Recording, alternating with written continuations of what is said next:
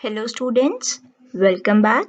This is class 7th Science, chapter 1, Nutrition in Plants. We all have gone through the detailed videos of this chapter lecture-wise. However, in this last video, I will be summarizing all the topics under one video.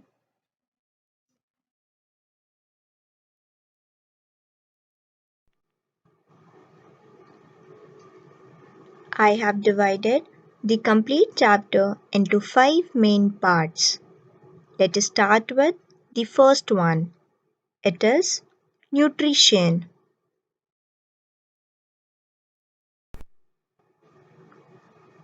Starting with what is nutrition? The process of taking in food and its utilization by the organism is called nutrition.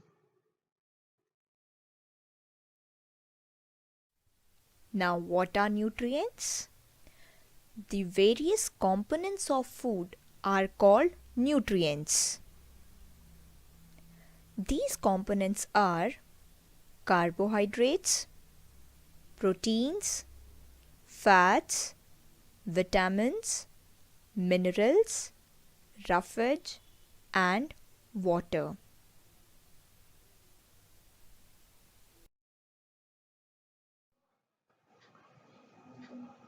Now, let us look at the second topic.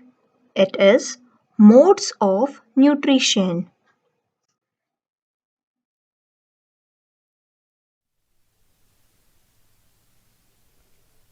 Modes of nutrition. Living organisms exhibit two modes of nutrition, namely autotrophic nutrition and heterotrophic nutrition. Autotrophic. Auto means self, trops means nourishment. Heterotrophic. Heteros means other, trops means nourishment.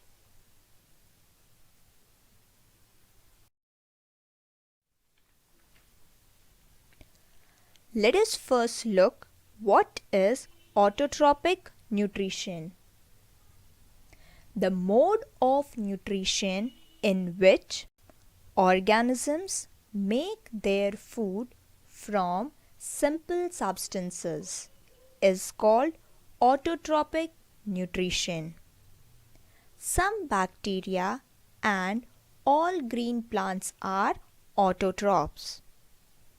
They are also called producers.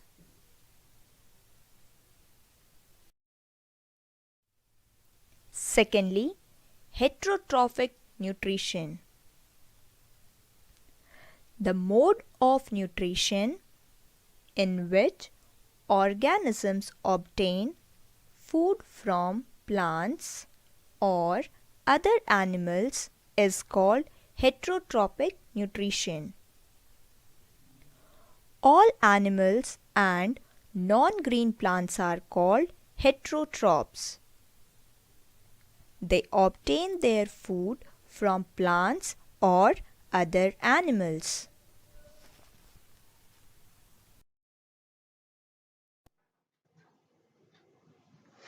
In the previous part, we learnt about the different modes of nutrition. They are autotrophic and heterotrophic.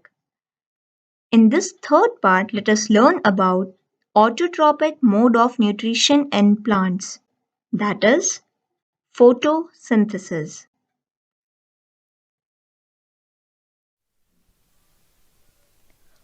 Photosynthesis, food making process in plants.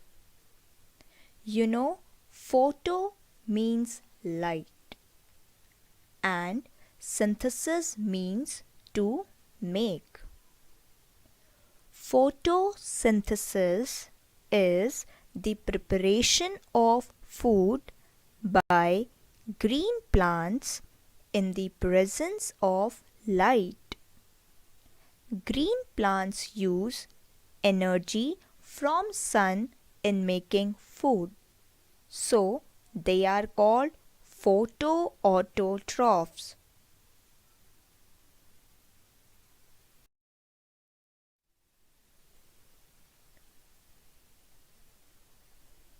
Green plants use these raw materials and make the food in the form of glucose. Thus, the process by which green plants make their food from carbon dioxide and water using energy from the sun and release oxygen is called photosynthesis. Chemically, this reaction can be represented by an equation in which we are using the formulas to represent these raw materials. Water, that is H2O, plus carbon dioxide, which is CO2. In the presence of sunlight, chlorophyll gives food. We all know in plants the food is prepared in the form of glucose and oxygen is released out. Adding to your knowledge, the water for photosynthesis is obtained from soil and the carbon dioxide is obtained from air.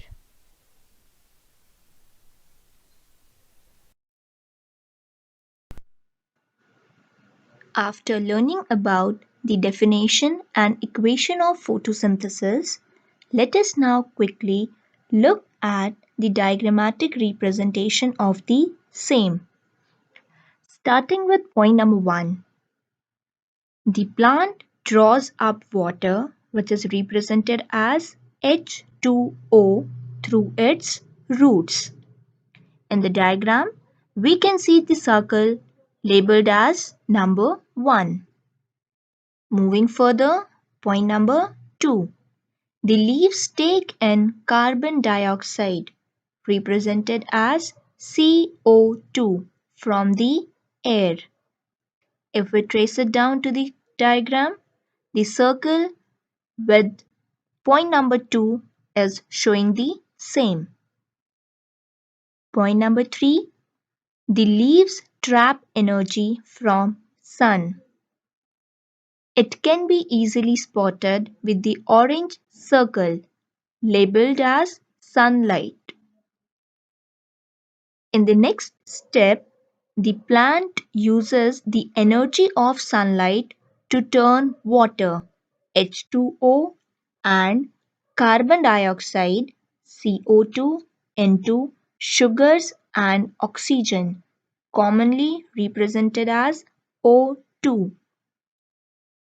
We are already aware that the sugars are stored in the form of glucose during the process photosynthesis. Point number 5. The plant releases oxygen into the air. This is also represented in the circle denoted as 5. And lastly, the plant uses these sugars for growth.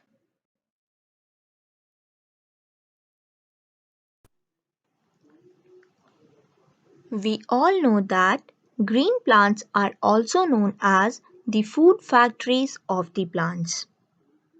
Photosynthesis occurs in green parts of the plants, mainly in the leaves. The structure of the leaf shows following features. These are the features that make it suitable place to carry out photosynthesis efficiently. Number 1. The leaves are flattened to have large surface area to obtain maximum sunlight. Number 2, they are thin to allow sunlight to reach to all the cells of the leaf. Number 3, they have large air spaces between the cells to allow carbon dioxide to enter. Number 4, leaves have a network of xylem vessels that run through their veins. They supply water to all the cells for photosynthesis. Last, and the fifth point, leaves have stomata through which carbon dioxide enters the leaves.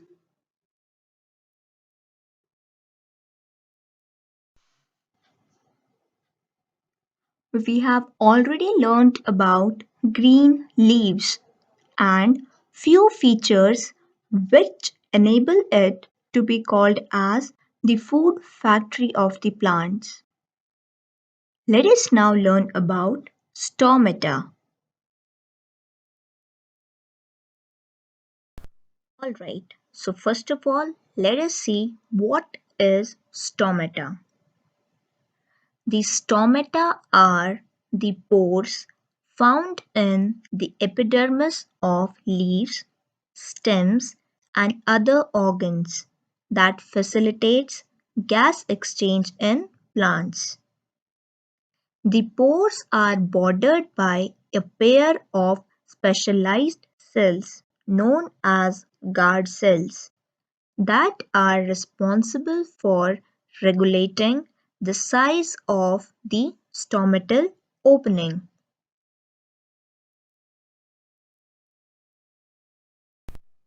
Let us now learn the functioning, that is, opening and closing of stomata. The singular form of stomata is called stoma.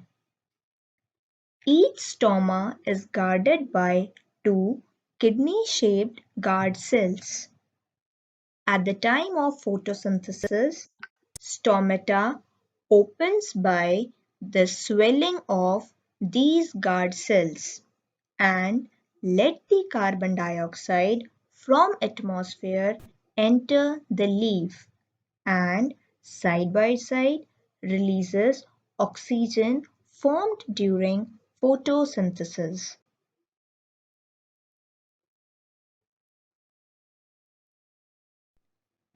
At night, when photosynthesis does not occur, stomata get closed by shrinking of guard cells, leaving a slit between them to expel carbon dioxide formed during respiration.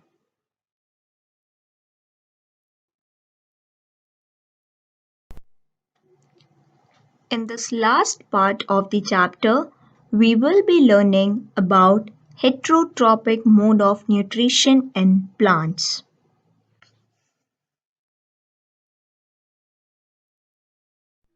Non-green plants like fungi, some bacteria, and some flowering plants are without chlorophyll. They cannot synthesize their food by photosynthesis. Like animals, they depend on green plants for their food.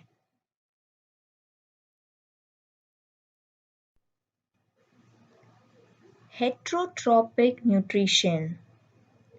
Heterotrophs are the organisms, be it plants or animals, which cannot manufacture their food and derive it from green plants or other animals.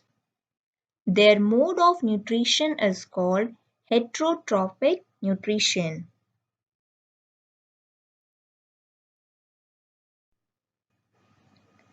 Let us now learn about the different types of heterotrophic plants. Based on the method of obtaining food, heterotrophic plants may be parasitic plants, Saprophytes plants, symbiotic plants, insectivorous plants. Let us now learn about each of them, starting with parasitic plants.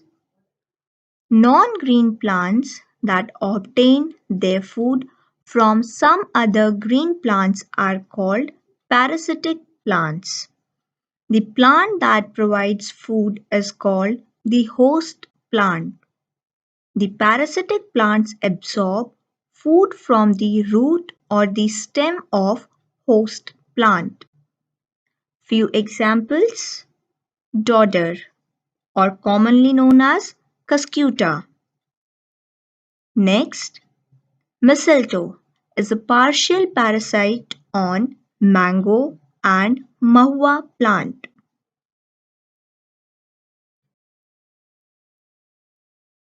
Types of parasitic plants. Based on the dependency of these plants on the host, they can be categorized into two. Number one, total parasitic. They completely depend on the host plant for their food. Number two, partial parasitic. They can synthesize their food but depend on the host plant for water and minerals.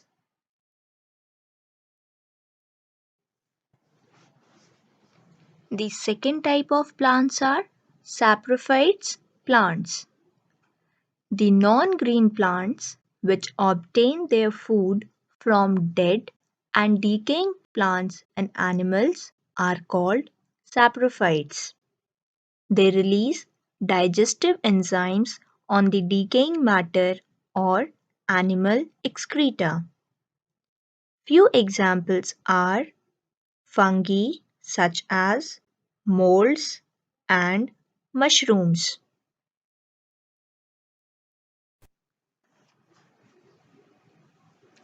The third type of heterotrophic mode is symbiotic plants. When two organisms live together and share shelter and nutrients, their association is called symbiosis or symbiotic relationship, and the organisms are called symbionts. They mutually help each other. Few examples. Number one, lichens are symbiotic organisms in which an alga and a fungus live together. Number two, leguminous plants and rhizobium have a symbiotic relationship.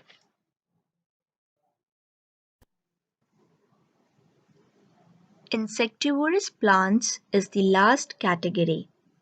Insectivorous plants are green plants.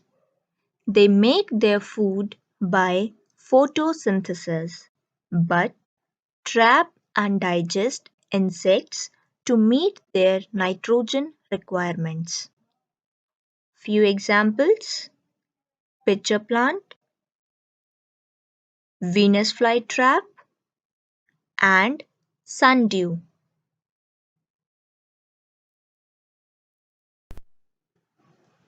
Students, that's all for this video. I hope the summarized video lecture of this chapter has helped you in revising all the topics in one go. Still, if you face any difficulty, do write in comment section. I will be happy to help you in clarifying all your doubts. As far as your homework is concerned, on daily basis, assignments will be uploaded on EdQuark. You are requested to check EdQuark account on regular basis by logging into your account. At last, after completion of 3 assignments, an exam will be conducted on this chapter. The questions will be again uploaded on EdQuark and On 25th April, that is Saturday, you all have to be ready for your exam. All the best. Thank you.